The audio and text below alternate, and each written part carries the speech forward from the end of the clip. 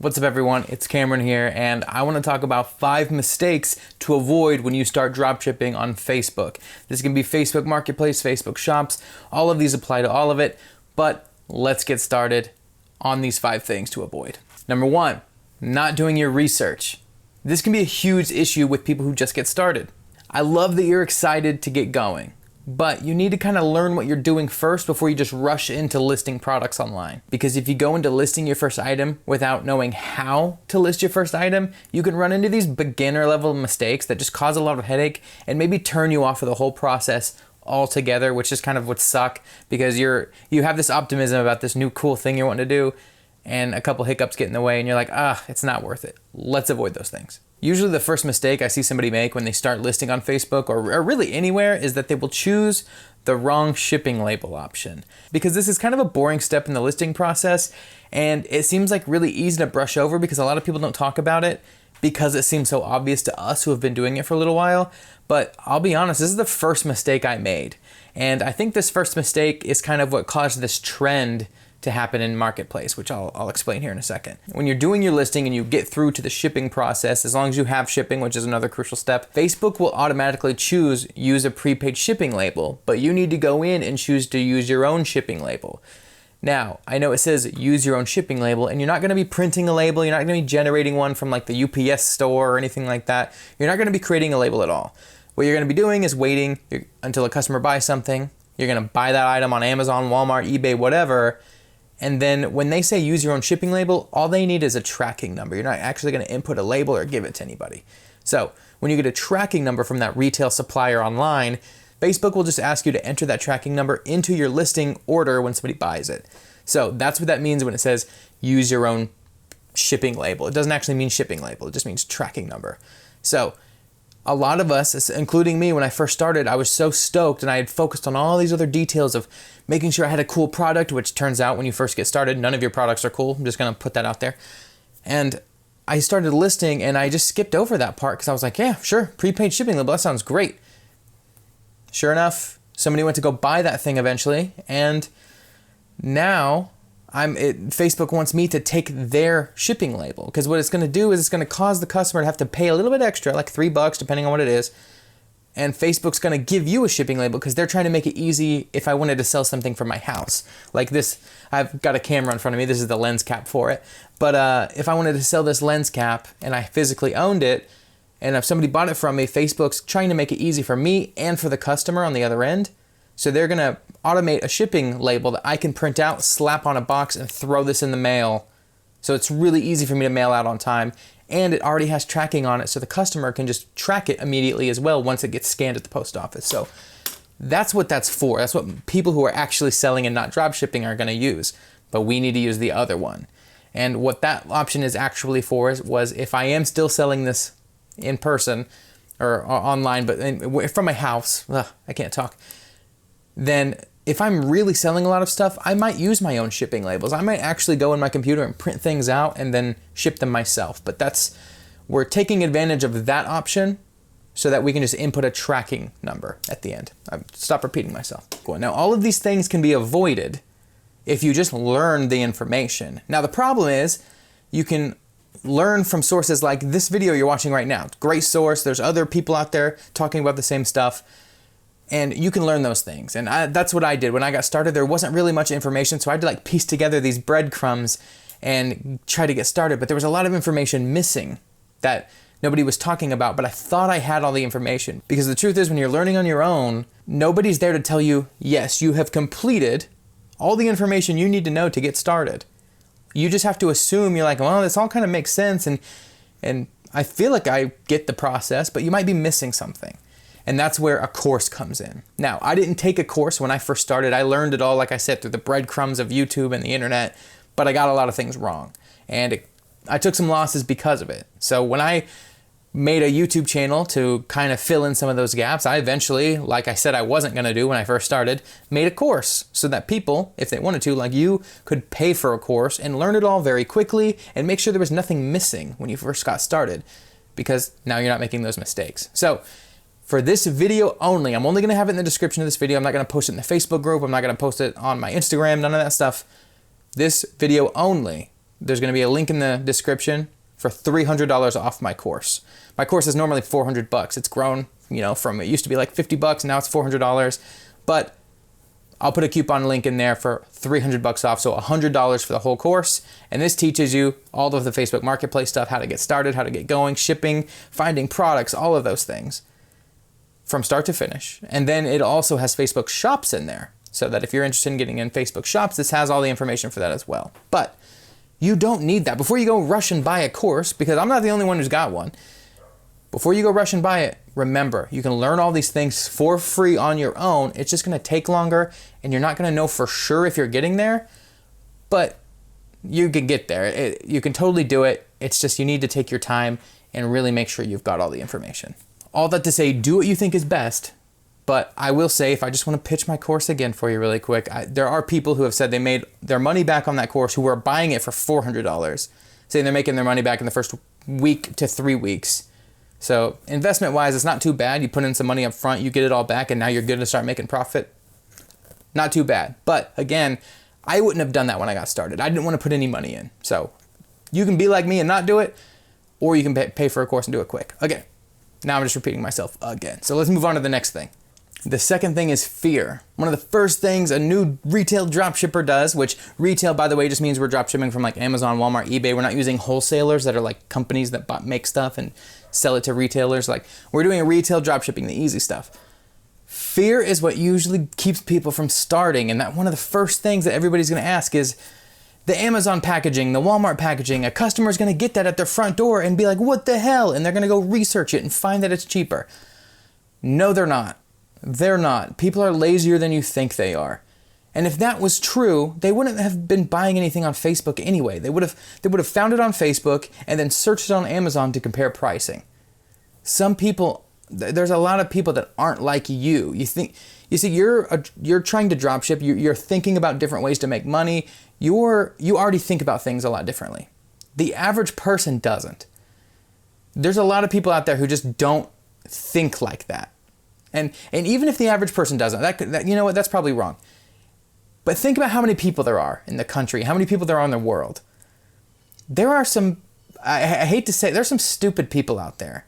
And we're not necessarily selling to the stupid people, but there's another off category that's right above the stupid people that are just complacent people, or who just don't care, who just don't think, they're not going to bother themselves with overthinking little decisions, which is probably how you should be in your life. You probably shouldn't be overthinking everything, but we like to overthink things, and we like to do like the little minute details of stuff. That's fine.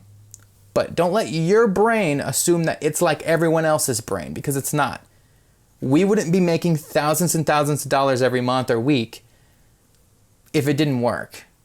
And we wouldn't be telling you to do it if we knew you were just going to come back to us and be like, Cameron, see, I listed it, and somebody cried to me about it. It's like, no, I have had one person mention the packaging to me, and it wasn't even a complaint.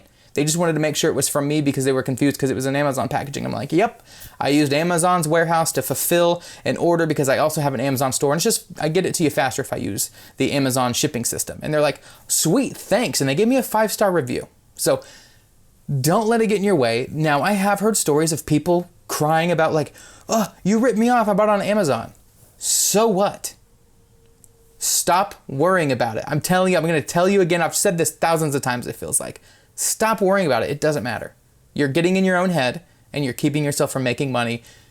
Do not worry about it. One last time. Do not worry about it. That's all I'm going to say. Okay. Fear. That's the second one. All right. The third one is hiring a VA too soon. A lot of us get into this. We'll join a Facebook group, start watching videos, and you'll hear me or somebody else talk about VAs. It's like, okay, VAs, this sounds like something I need. No, you don't. If you just got started, do not listen to anything about VAs. Feel free to watch the videos. Feel free to engage with content about it. But just don't worry about it. VAs are something you can start looking into when you know how to even do the process. You need to know how to do the work yourself before you start teaching or hiring a VA who even knows what they're doing already to do the work for you. Now, there are exceptions to this that I'll get into in a minute, but you need to do, when you have a VA, sometimes they come to you with problems and obstacles and questions and, you know, what credit card do you want me to use and things like that. And if you don't know how the system works and the ins and outs of what can go wrong and what can go right, like you can't help anybody. So how can you be like the boss of someone if you have no idea how to troubleshoot any problems. Like, you need to do the work yourself. I waited about a year and a half before I even thought about VAs. And I that's kind of a lie. I thought about VAs once, and I got some old videos about it, and it turns out it just pissed me off, and I was like turned off to VAs for a little while. Now, there are hard-working, super trustworthy VAs that will like have your back and like work for you hard because they know that you've got theirs and they're getting paid by you. Like, that is a huge chunk of VAs.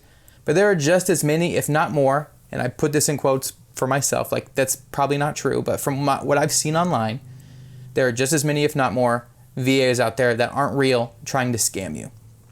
My Facebook group is a perfect example of it. I spend so much time every week trying to cull out people in the Facebook group that are just trying to scam people. It's got over 12,000 people, almost 13,000 people in the group. There are people in there, if they're saying inbox me for more info, steer clear of those people. That's not how you're gonna do it. That's not how you're gonna find somebody. Now, if you're somebody who kind of knows how to do this stuff already, but you've done different platforms like eBay and you're just now getting into Facebook, you know how the game works. You've got some upfront money just sitting there that you're not using, that you know you can invest in something. Okay, technically, you can do this stuff without doing the work yourself. There are people out there. I have a guy. Other people have a guy. It's a big thing now where you can pay upfront a huge chunk. I say a huge chunk of money. It ranges. It's usually thousands of dollars. It's usually about $10,000 to $20,000 a lot of the time as well. But you can pay somebody up front, and they have a team of VAs that work on a bunch of people's accounts. And you pay them up front, and then you do a profit split with them after the upfront payment. And the upfront payment is to cover the VA costs and all the work that goes involved until your shop starts to make money and all those things. So that guy manages those VAs, and they troubleshoot problems for you and all this kind of stuff. And they might ask you a question here and there, but it's really just about like account specific stuff. It's not really like you needing to know how to do everything. So that is an option. If you want more information on that guy, email me at CameronLawrenceBusiness@gmail.com. That's also in the description, and I can get you more information on that. But I've had a lot of people reach out and sign up with stuff like that through me now, and I've noticed that it's helping a lot of people still take advantage of this dropshipping world without having to do so much work up front, especially if you have another job or another business or something like that, but you want to get this going. Eventually, it just becomes a passive income stream, and you build up a few of those. I'm at like 3 right now. I think 3 or 4. It's kind of hard to tell because I don't look at them ever. I get invoiced for how much the VAs cost, and then I do the numbers and I see like, okay, I made this much profit this month. So that's an option, but I'm just going to leave that there. Feel free to message me. That's all I'm going to say about it. Let's move on to the next one. All right. 4, don't get married to your items or your products. A beginning dropshipper always does this. I get so many questions and so many comments about this type of stuff on the YouTube channel, email, whatever, Instagram. A lot of you guys have been messaging me on Instagram, by the way. Love that. I like that because I can usually voice chat you back. I'll just usually send you a voice message if you want to do that. So feel free to reach out to me on Instagram. It's a little confusing. I've got 2 Instagrams, one for this stuff and one that's personal. You can add me on both. I don't care. Anyway, don't get married to your stuff. It's really easy for somebody to post 5 things or 10 things even, all the way up to 50 things on Facebook Marketplace or shops, and be like, I'm not getting any sales. I'm like, so what? You're probably not going to. It took me 3 days to get sales. It takes some people 3 weeks to get sales. Some people get sales their first day. Don't assume you're part of the best side of that equation. I started to get discouraged, and then I finally sold my first thing. I think it was like a toddler bed. I can't remember. It's back in my old videos. If you sort my videos by oldest, you can follow my whole journey through me learning all these things. Because this channel started with me learning with you and just reporting what I found. So I don't remember the first item, but it was something. One of my first items was like a bed from Walmart, and I didn't get married to it. Eventually, it stopped selling, and I was like, okay, move on. And I should have been moving on constantly. It's smart to list like 10, 15, whatever's a reasonable amount for you per day, especially if you're gonna go in there and like baby the descriptions and stuff.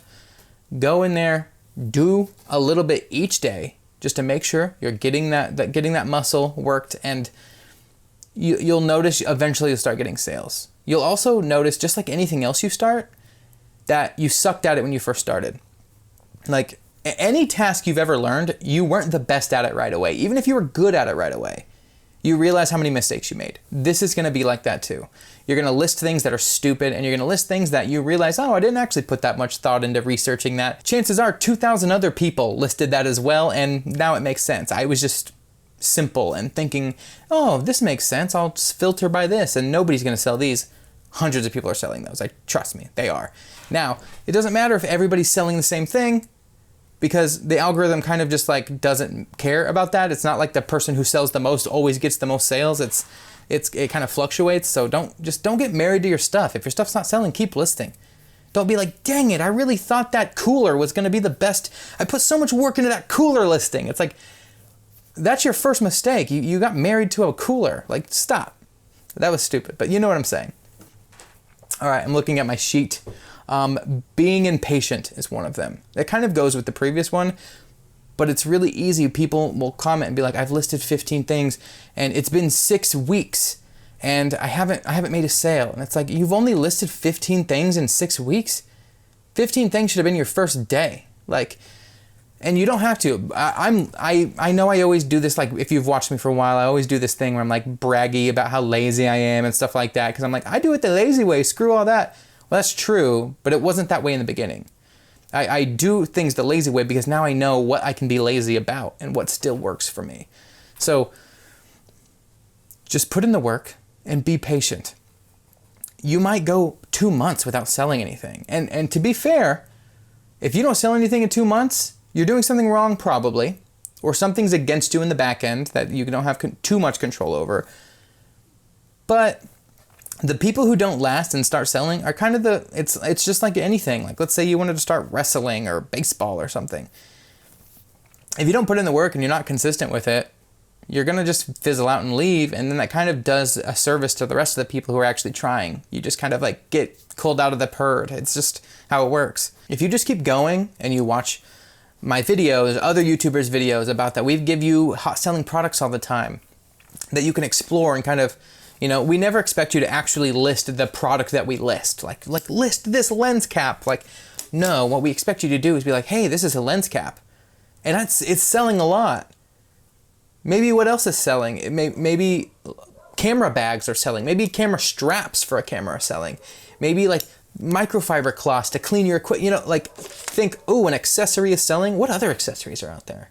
Or like, oh, that's an accessory for a camera. What about an accessory for like a video camera, or an accessory for a computer, or anything? Cars, house cleaning stuff. It doesn't matter.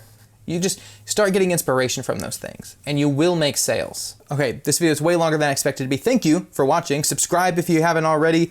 I would love that. That way you know when I make more stuff like this. I'm going to try to make more videos. I apologize, I haven't been making as many videos lately. But if you want to learn more about how to drop ship on Facebook, you can watch this video right here and it will show you more of those things. So thank you for watching and I will see you next time.